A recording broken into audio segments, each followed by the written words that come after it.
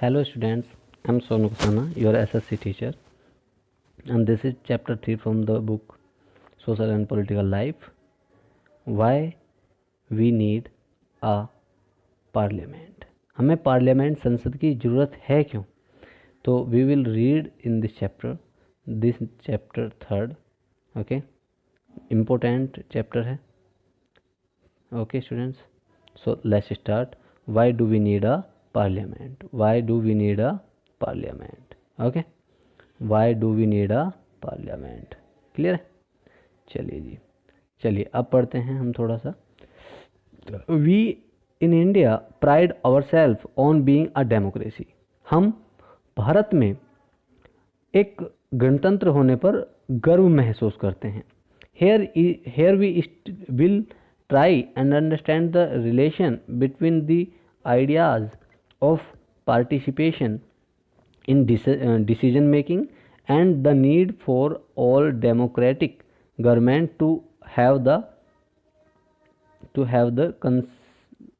consent of their citizen.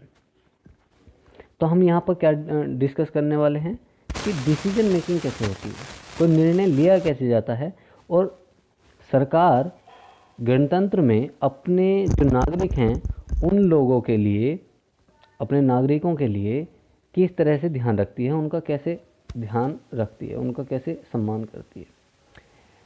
It is these element, ये वो element हैं that together make us a democracy, क्योंकि इन्हीं चीज़ों से हम डेमोक्रेसी बनते हैं, गणतंत्र बनते हैं.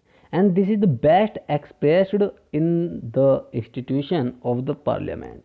और इसे सबसे अच्छी तरह से एक्सप्रेस किया जा सकता है, समझाया जा सकता है इंस्टीट्यूशन ऑफ पार्लियामेंट में, यानी पार्लियामेंट जो संस्था है उसमें समझाया जा सकता है अच्छी तरह से. In this chapter we will try to see how the parliament enables citizen to India to participate in decision making. हम यहाँ समझेंगे कि लोग भारत में संसद में बनने वाले नियमों में किस तरह से पार्टिसिपेट करते हैं, इन डिसीजन मेकिंग, निर्णय लेने में, एंड कंट्रोल द गवर्नमेंट, और सरकार को चलाने में, कंट्रोल करने में, नियंत्रित करने में. दस making it the most important symbol of Indian democracy. ये भारत की जो डेमोक्रेसी है उसका सबसे महत्वपूर्ण सिंबल है, चिन्ह है.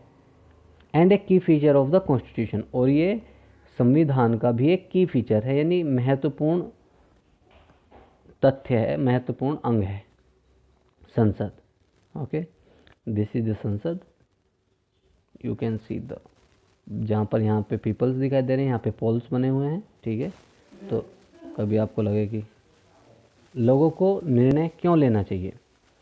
इंडिया एज वी नो, भारत जैसा हम जानते हैं, बिकम इंडिपेंडेंट ऑन 15 अगस्त 1947. 15 अगस्त 1947 को आज़ाद हुआ. ठीक है, ये आपका पहला यहाँ पे फिल इन द ब्लैंक्स आ जाता है, very easy but important. India as we know become independent on, और ये डेट आप ब्लैंक कर देंगे तो ये आपका फिल इन द ब्लैंक्स हो जाएगा. ठीक है, 15 अगस्त 1947. ओके, ये तो आपका ब्लैंक आ गया, fill in the blank. Preceding this was a long and difficult struggle in which many section of society participated. यहाँ तक पहुँचने में बहुत सारे लोगों का, बहुत सारे समाज के लोगों का भाग रहा है, संघर्ष रहा है. पीपल फ्रॉम वेरियस बैकग्राउंड, लोग जो अलग अलग पृष्ठभूमि से थे, बैकग्राउंड से थे, ज्वाइन द स्ट्रगल, उन्होंने संघर्ष में भाग लिया. And they were inspired by the ideas of freedom, और वे फ्रीडम के जो आइडिया था, विचार था, उससे इंस्पायर्ड थे, उससे प्रभावित थे. इक्वालिटी, समानता के, and participation of decision making, और निर्णय लेने में हिस्सेदारी के. अंडर कॉलोनियल रूल के अंतर्गत the people had lived in fear, लोगों को डर में रहना पड़ता था. जब कर्नल का रूल चलता था, कॉलोनियल रूल चलता था, तब लोग डर में रहते थे of the British government, British शासन के. And did not agree with many of the decision, हालांकि वो बहुत सारे निर्णयों से, बहुत सारे डिसीजन से एग्री नहीं करते थे. बट लेकिन कर क्या सकते थे, दैट दे टुक, लेकिन उन्हें वो लेने पड़ते थे, वो सहन करने पड़ते थे। But they faced grave danger if they tried to criticise this decision, लेकिन उन्हें भयंकर, ग्रेव डेंजर मतलब होता है मरने लायक, जैसे जो मार भी दे, ग्रेव डेंजर को का सामना करना पड़ता था अगर वो उसे क्रिटिसाइज करते थे, उसकी आलोचना करते थे। The freedom movement changed this situation, और जो फ्रीडम मूवमेंट था, है ना, आज़ादी का आंदोलन, उसने इस स्थिति को बदला। The nationalist began to openly criticise the British government and make demands, जो नेशनलिस्ट थे, है ना, वो ब्रिटिश गवर्नमेंट का सीधा सीधा क्रिटिसाइज करने लगे ओपनली, और मांगे रखने लगे। एज फार बैक एज 1885, अगर 1885 की बात की जाए, the Indian national congress demanded that there be elected member in the legislature. तो जो इंडियन नेशनल कांग्रेस थी, आईएनसी, उसने डिमांड की थी कि इलेक्टेड मेंबर होने चाहिए लेजिस्लेचर में, विधायिका में, with the right to discuss the budget, जो बजट पे डिस्कस कर सकें, उन पे अधिकार होना चाहिए, एंड आस्क क्वेश्चंस, और प्रश्न पूछ सकें। The government of India act 1909, जो गवर्नमेंट ऑफ इंडिया एक्ट आया 1909 में, allowed for some elected representation, वहाँ पर कुछ रिप्रेजेंटेटिव को, जो चुने गए रिप्रेजेंटेटिव थे, इस तरह के उन्हें आज़ादी मिली, उन्हें मतलब बताया रखा गया। While these early legislators under the British government were in response to the growing demands of the nationalists, जबकि ये जो शुरुआती लेजिस्लेचर थे, ये ब्रिटिश गवर्नमेंट के ही अंडर थे, है ना, जो रेस्पॉन्स करते थे उन्हीं डिमांड्स पे, उन्हीं मांगों पर जो नेशनलिस्ट रखते थे। They did not allow for all the adult, ये सभी अडल्ट के लिए अलाउ नहीं किया जाता था टू वोट करने के लिए, यानी सभी अडल्ट वोट नहीं कर सकते थे। Nor could people participate in the decision making, ना ही लोग डिसीजन मेकिंग में हिस्सेदारी रख सकते थे। As you read in chapter 1, जैसा कि आपने पहले चैप्टर में पढ़ा है, the experience of the colonial rule as well as the participation of different people in the struggle for freedom left little doubt in the mind of the nationalist that all persons in the independent India would be able to participate in making decision।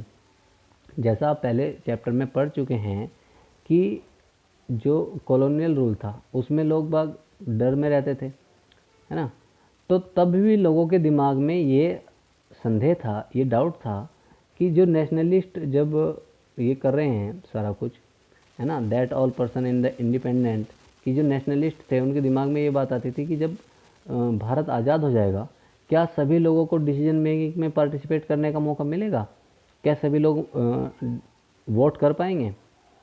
तो with the coming of the independence, जैसे ही जब स्वतंत्रता आने वाली थी, we were going to be citizens of a free country, और हम एक आज़ाद देश के नागरिक बनने वाले थे।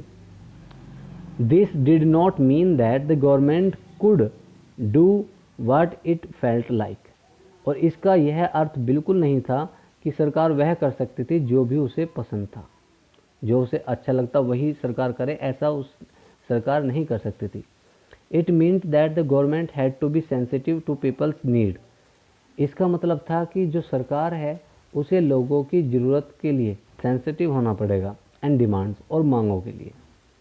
The dreams and aspiration of the freedom, सपने और चाहत जो आज़ादी की थी, struggle were made concrete in the constitution, इसे मतलब मजबूत किया गया कॉन्स्टिट्यूशन ऑफ इंडिपेंडेंट इंडिया, भारतीय स्वतंत्र भारत के संविधान में।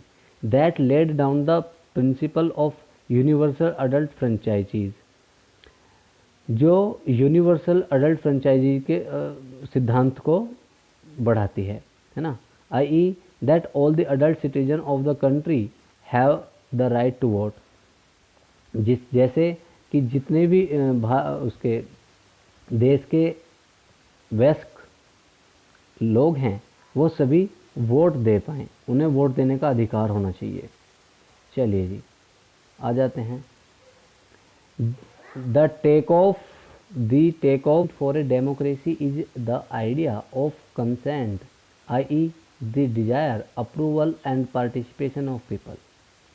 The take off point for a democracy, जो डेमोक्रेसी है उसकी शुरुआत कहाँ से होती है, उसका विचार स्टार्ट होता है, उसका जो आधार शुरू होता है वो होता है कि जैसे डिजायर हो, इच्छाएं, अप्रूवल है ना, अप्रूवल मतलब किसी को सहमति प्रदान करना, एंड पार्टिसिपेशन ऑफ पीपल, और लोगों का पार्टिसिपेशन करना, है ना, हिस्सेदारी।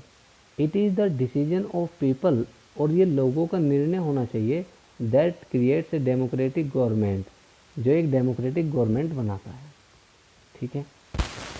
डिसीजन अबाउट इट्स फंक्शनिंग, इसकी फंक्शनिंग के बारे में decision. The basic idea is in this kind of democracy is that the individual of or the citizen is the most important person, and in principle the government as well as other public institutions need to have the trust of these citizens। मतलब जो basic विचार है this kind of democracy, इस प्रकार की democracy का, वो यह है कि जो इंडिविजुअल है यानी प्रत्येक व्यक्ति, और द सिटीजन या नागरिक, is the most important person, वही सबसे महत्वपूर्ण व्यक्ति है, and that in the principle, और वह इस सिद्धांत पे होना चाहिए, the government as well as other public institution, सरकार में भी और कोई भी पब्लिक इंस्टीट्यूशन हो वहाँ भी, need to have the trust of these citizen, उस सरकार पे या किसी भी पब्लिक इंस्टीट्यूट पे लोगों का भरोसा होना चाहिए। How does